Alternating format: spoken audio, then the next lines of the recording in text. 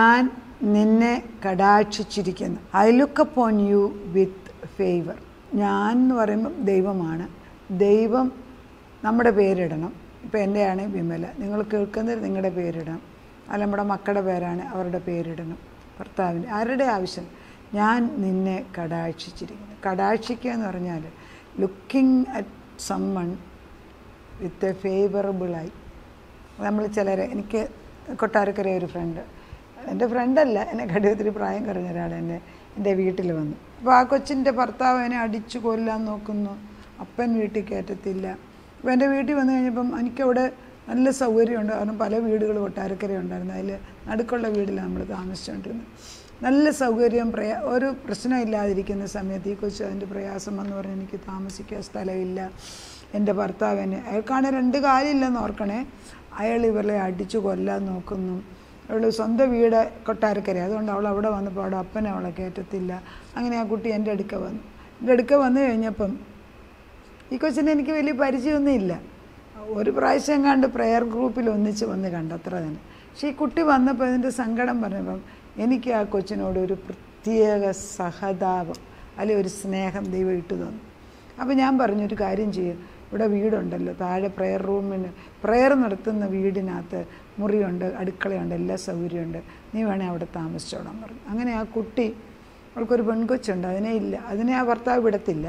അതുകൊണ്ട് ഈ സ്ത്രീ തന്നെ, ഇവൾ തന്നെ വന്ന് എൻ്റെ കൂടെ 2-3 മാസം അവിടെ താമസിച്ചു. ഭക്ഷണമൊക്കെ നമ്മൾ തന്നെ കൊടുക്കും, അവൾക്ക് വേറെ ചിലവൊന്നുമില്ല. എൻ്റെ കൂടെ ഇടയ്ക്കിടയ്ക്ക് ഓടി വന്നിരുന്നു, വചനം വായിക്കും, പ്രാർത്ഥിക്കും.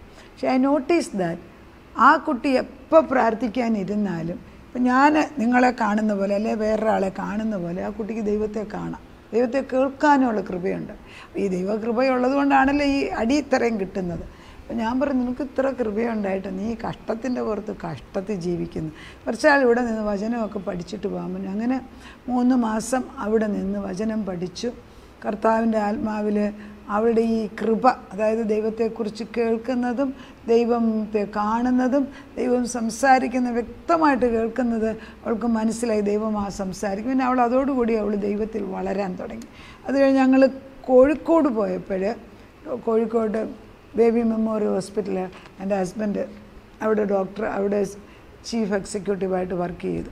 അപ്പം അവിടെ വർക്ക് ചെയ്യുമ്പോൾ ഈ കൊച്ച് അവിടെ വന്ന് സങ്കടം പറഞ്ഞപ്പോൾ ഞാൻ അവിടെ ഒരു ജോലി കൊടുക്കാനായിട്ട് ഡോക്ടറിനോട് പറഞ്ഞു. അങ്ങനെ ആ കുട്ടി അവിടെ നേഴ്സായിട്ട് ജോലി ചെയ്തു. അതെല്ലാം കഴിഞ്ഞ് കുറച്ച് കഴിഞ്ഞപ്പോൾ ആ കുട്ടി പിന്നെ തിരിച്ച് അവരുടെ വീട്ടിൽ പോയി. ഇപ്പോൾ അവിടെ ഭർത്താവും മോളുമായിട്ട് ജീവിക്കുന്നു. എപ്പം ഞാൻ ഈ കൊച്ചിൻ്റെ ഓരോ പ്രകൃതം കാണുമ്പോൾ എനിക്ക് ചിലത് പിടിക്കില്ല.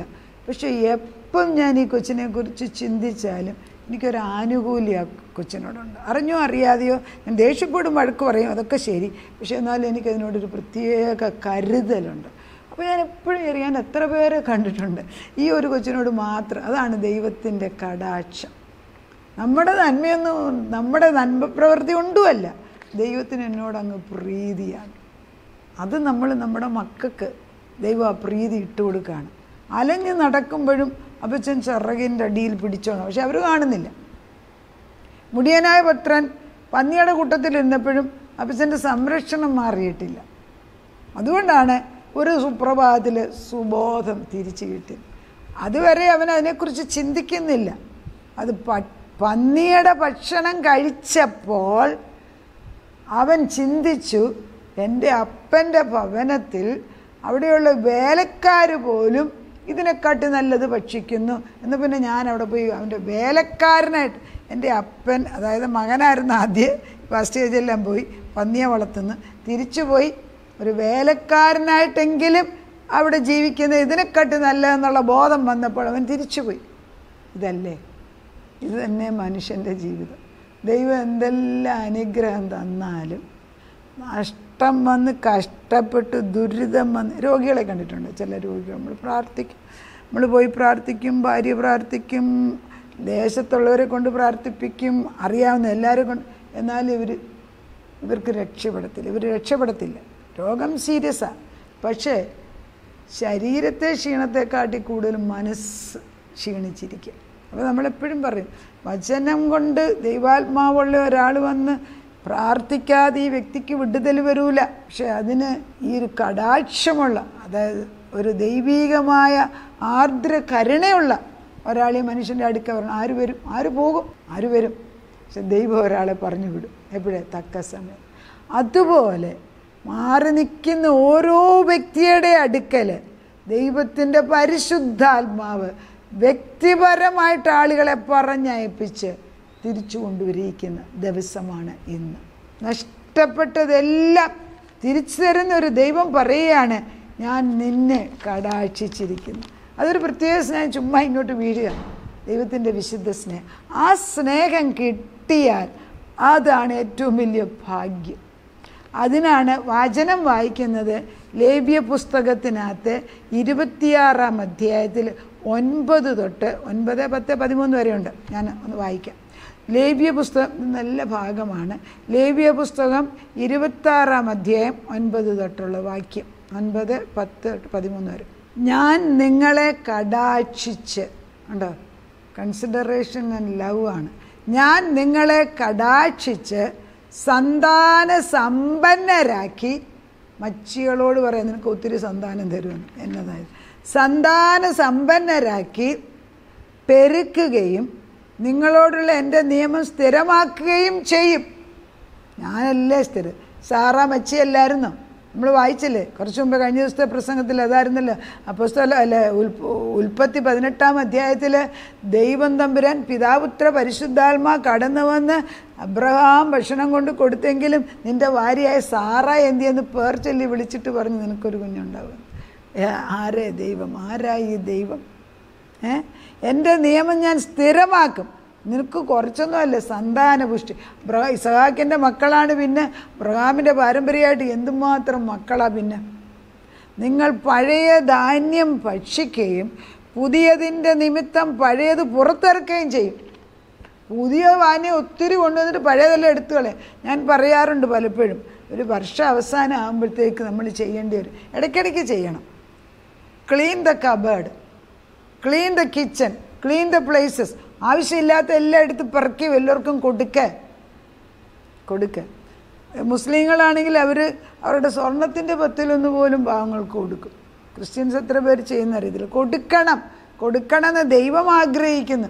കൊടുക്കാനുള്ള മനസ്സ് വരുമ്പം അർഹിക്കുന്നവർ വരുന്നെങ്കിൽ കൊടുത്തിരിക്കും.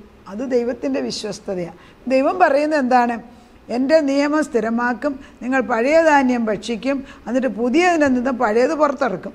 പിന്നെ എൻ്റെ നിവാസം നിങ്ങളുടെ ഇടയിൽ, ദൈവം നമ്മുടെ കൂടെ വസിക്കുന്നു. എൻ്റെ ഉള്ളം നിങ്ങളെ വെറുക്കത്തില്ല. ഞാൻ നിങ്ങളുടെ ഇടയിൽ സഞ്ചരിച്ചു കൊണ്ടിരിക്കും. ഞാൻ നിങ്ങളുടെ കൂടെ നടക്കാൻ പോകും.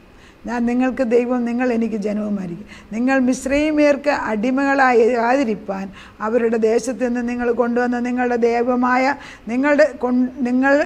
നിങ്ങളുടെ ദൈവമായ യഹോവ ഞാനാകുന്നു.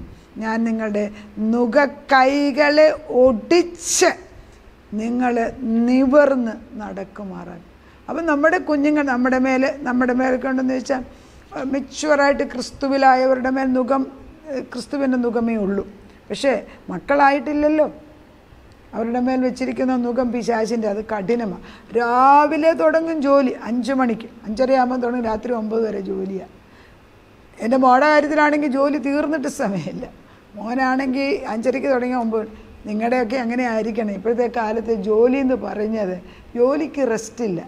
അവരൊരു ഭർത്താവായിട്ട് ജോലി ചെയ്യാൻ അവർക്ക് സമയമില്ല, അപ്പനായിട്ട് മക്കളെ നോക്കാൻ സമയമില്ല, വീട്ടിലെ കാര്യങ്ങൾ അന്വേഷിക്കുന്നു. കാരണം അതുപോലെ ജോലിയല്ലേ. പിന്നെ അതുപോലെ കണ്ടറിഞ്ഞ് അപ്പുറത്തെ ആളുകൾ സഹായിക്കുക, അമ്മയപ്പന്മാർ സഹായിക്കുന്നതുകൊണ്ട് മാത്രം ആ മിക്ക ഭവനങ്ങളിൽ നിന്ന്.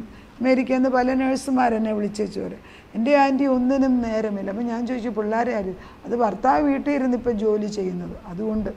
അല്ലെങ്കിൽ അമ്മായിപ്പനുണ്ട്, അതിൻ്റെ കെയർ ഓഫിലെങ്കിലും അമ്മായിപ്പൻ കൂടെ നിൽക്കുന്നുണ്ട്.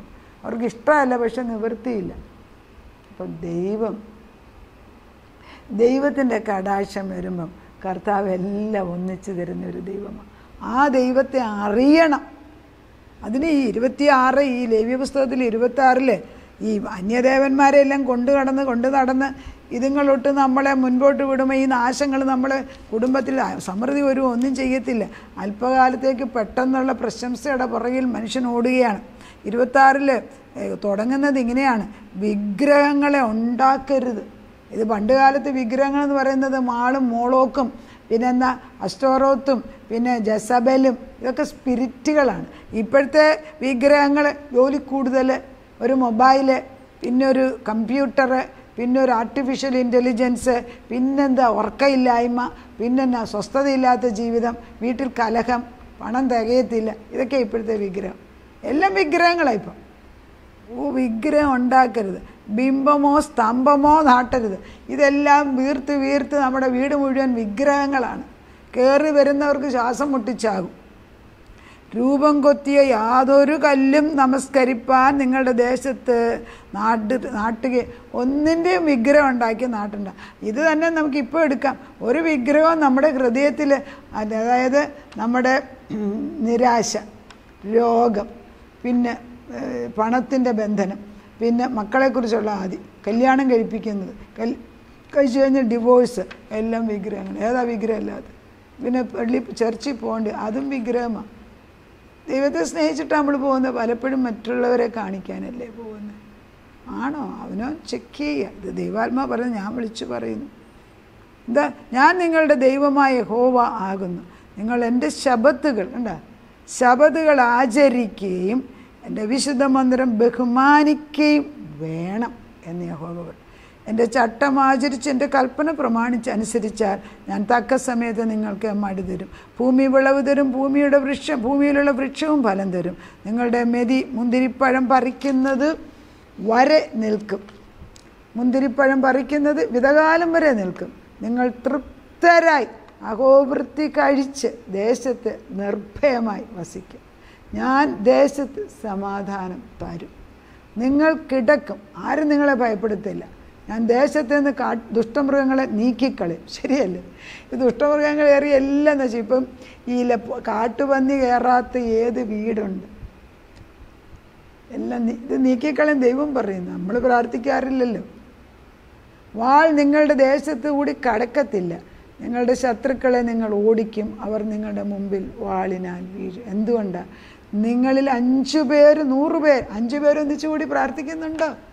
5 പേർ 100 പേരെ ഓടിക്കും, 100 പേർ 10,000 പേരെ ഓടിക്കും.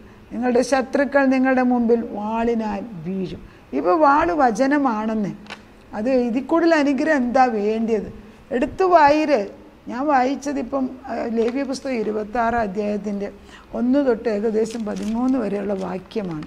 ഇതൊക്കെ ആത്മാവിൻ്റെ ദൃഷ്ടിയിൽ കണ്ടാൽ കർത്താവിൻ്റെ കടാക്ഷം, അല്ലെങ്കിൽ കർത്താവിൻ്റെ ഫേവർ, കർത്താവിൻ്റെ ആനുകൂല്യം എൻ്റെ ഭവനത്തിൻ്റെ മേലും വന്ന് വീണിരിക്കുന്നതിനാൽ ഈ ജീവവൃക്ഷത്തണലിൽ ഇരുന്നു കൊണ്ട് നമുക്ക് ദൈവത്തെ സ്തുതിക്കാൻ ദൈവം അവസരം തരട്ടെ. നമുക്ക് പ്രാർത്ഥിക്കാം. നല്ലവനും വിശ്വസ്തനുമായ ദൈവമേ, നീ ഞങ്ങളുടെ മേൽ കടാക്ഷിച്ചിരിക്കുന്നതിന് സ്തോത്രം ചെയ്യുന്നു.